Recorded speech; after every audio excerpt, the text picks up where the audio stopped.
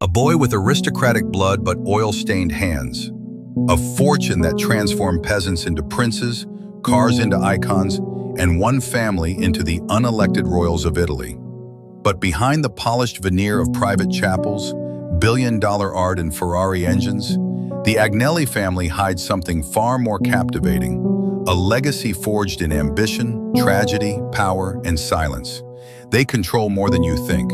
Fiat, Ferrari, Juventus, The Economist. Yet in 2000, the heir to this $13 billion dynasty walked barefoot to a highway overpass in the middle of the night and never came back. What happened to him would fracture the family forever.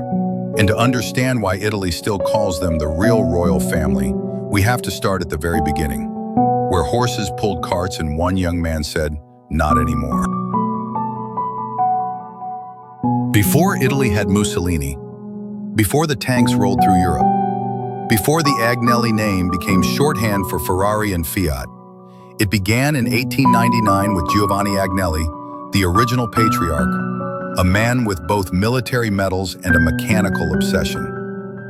At a time when most Italians had never even seen a car, Giovanni co-founded Fiat, Fabbrica Italiana Automobili Torino, investing the equivalent of a mid-level dinner in Milan today. Giovanni Agnelli wasn't just an industrialist, he was a visionary. One of the first to see that cars weren't just toys for the rich, but tools of the empire. While others were still tinkering in garages, Giovanni was forging steel for the nation. But it was during the world's darkest decades, World War I and II, that his wealth would explode. And so would the controversy. Under Giovanni's leadership, Fiat began producing trucks, airplanes, ambulances, machine guns, and even gas-powered flamethrowers. He didn't just supply the front lines, he powered them. By the 1920s, Fiat was Italy's biggest industrial power. Its sprawling Turin plant, the Lingotto, was 5 stories tall, topped with a rooftop racetrack so massive that Mussolini himself once toured it. Giovanni didn't just invent a car empire, he invented modern Italy. He was awarded the title of Senator for Life in 1923, and yet his rising star came with a price, one that would only become clear when a new power took over Italy. But success never comes without shadows. And in the coming decades, the Agnellis would trade blueprints for politics, and the stakes would climb beyond automobiles. Because the next Agnelli wasn't just building engines, he was rewriting Italy's power structure. The fascist embrace. As Mussolini rose to power, many businessmen kept their heads down. Giovanni Agnelli did the opposite. He walked into the lion's den. In 1923, the same year Fiat opened its iconic Lingotto factory, complete with a rooftop racetrack, Giovanni accepted an appointment as senator in Mussolini's fascist party. It was a clear signal. Agnelli wasn't resisting fascism, he was helping build it. Why? Because Mussolini promised what every industrialist wanted: labor control, nationalism, and military contracts. And for Fiat, that meant more expansion, more production, and above all, protection. But aligning with fascism would stain the Agnelli name for decades to come. Agnelli had turned his company into the engine of fascist war planning, but while he dined with generals and senators, unrest was bubbling under the surface. Because the very workers who built this empire were starting to whisper, and soon they'd be screaming. Most billionaires are rich. Giovanni Agnelli was something else entirely. He wasn't just Italy's richest man, he was its unofficial king, a man whose name carried more power than most prime ministers. Giovanni's grandson, Giovanni Agnelli, was everything a modern Caesar should be. Tall, tanned, tailored within an inch of his life, with watches worn over his shirt cuffs, and mistresses as common as espresso shots. He wasn't just the richest man in Italy, he was its cultural heartbeat, and whose empire stretched across automobiles, media, football, fashion, and geopolitics. When World War II broke out, Giovanni was still a young aristocrat with everything handed to him and nothing proven. But instead of hiding behind his family's billions, he enlisted. He served as a tank commander on the Eastern Front and later joined the Italian resistance against fascism. The war hardened him. but it also set the stage for his rebirth. Because when his grandfather Giovanni Agnelli died in 1945, Gianni wasn't immediately given the throne. In fact, he had to wait nearly 2 decades for it. And when he finally took control of Fiat in 1966, he didn't play it safe. He lit the whole country on fire. The architect of modern Italy. At his peak, Giovanni Agnelli controlled 4.4% of Italy's entire GDP. Let that sink in. Not a sector, not a region, the entire economy. Under his leadership, Fiat didn't just become a car company. It became the engine of Italy's post-war resurrection. It produced the iconic Fiat 500, the tiny car that gave millions of Italians their first taste of freedom. He expanded into luxury brands like Ferrari, Maserati, Alfa Romeo, and Lancia. He acquired stakes in heavy industries, publishing, aviation, banking, and steel. At one point, Fiat employed over 250,000 people, more than the Italian military. To the media, he was l'avvocato, the lawyer, though he barely practiced law.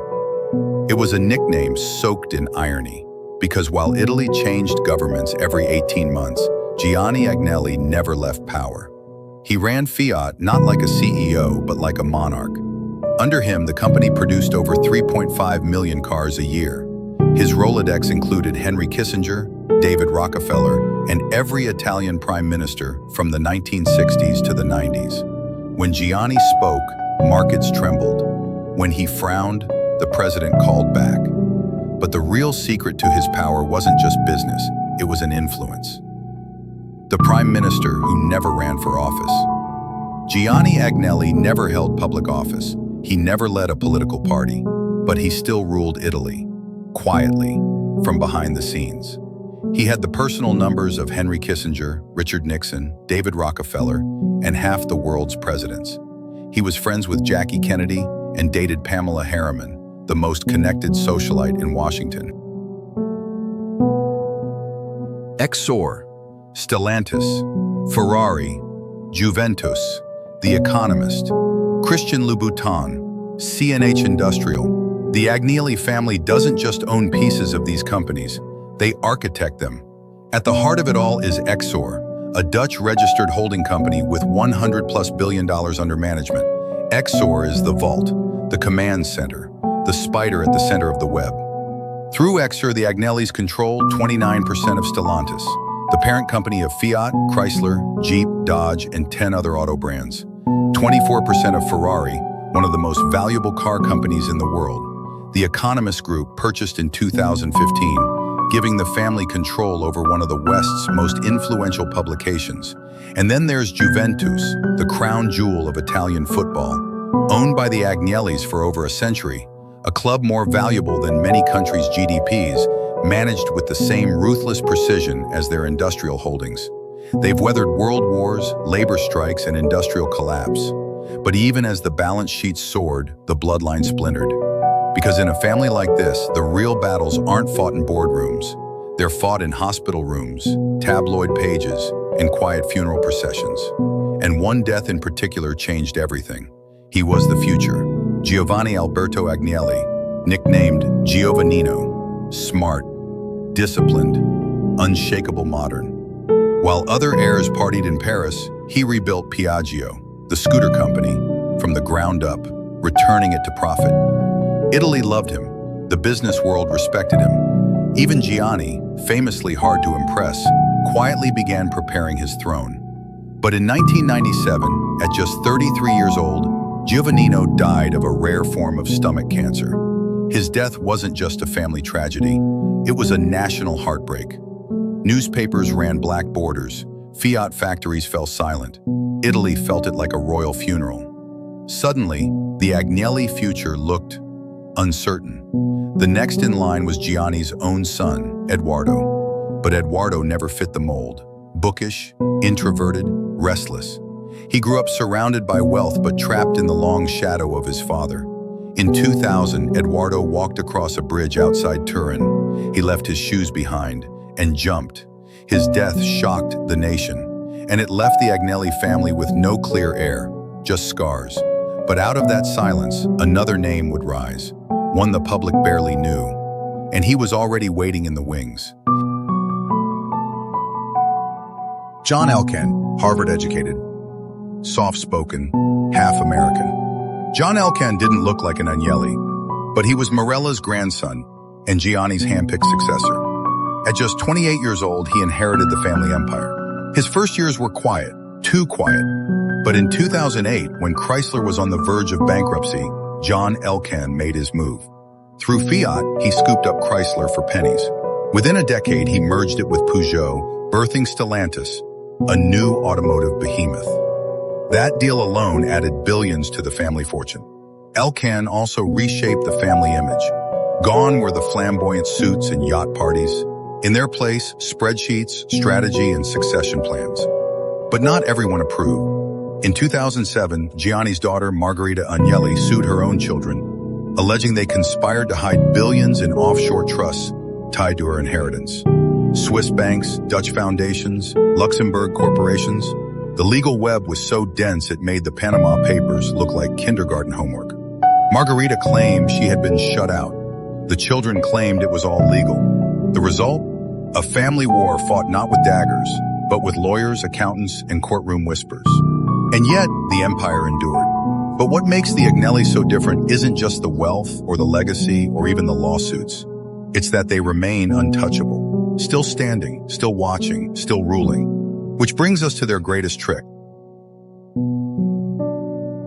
Unlike American dynasties, loud, performative, scandal-prone, the Agnellis operate in hushed tones. No reality shows, no presidential runs, no splashy Instagram posts. Their power isn't loud, it's quiet, strategic, permanent. From private island estates to their 1,200-acre Villa Fresco outside Turin, complete with helipad, art collection, and a private chapel, the Agnellis exist in a parallel Italy, an Italy that doesn't vote, protest, or collapse in an economic crisis. It simply persists, and they've mastered the art of transformation, from old-school manufacturers to modern power brokers, from Ferrari engineers to media moguls, from visible to invisible. They are, in many ways, Italy's last royal family, a monarchy without a crown, an empire without borders. But what happens when the next generation takes over? Because behind closed doors, the pressure builds. The heirs are watching, the trusts are locked, the world is changing. And even for a dynasty this powerful, nothing lasts forever. The Agnelli family didn't just build an empire, they built a myth, a name that became shorthand for style, strategy, power, and survival. From the roaring engines of 1920s Fiat to the gleaming offices of 21st century Exor, they've weathered revolutions, recessions, and personal heartbreak, and yet they remain invisible rulers of a visible world.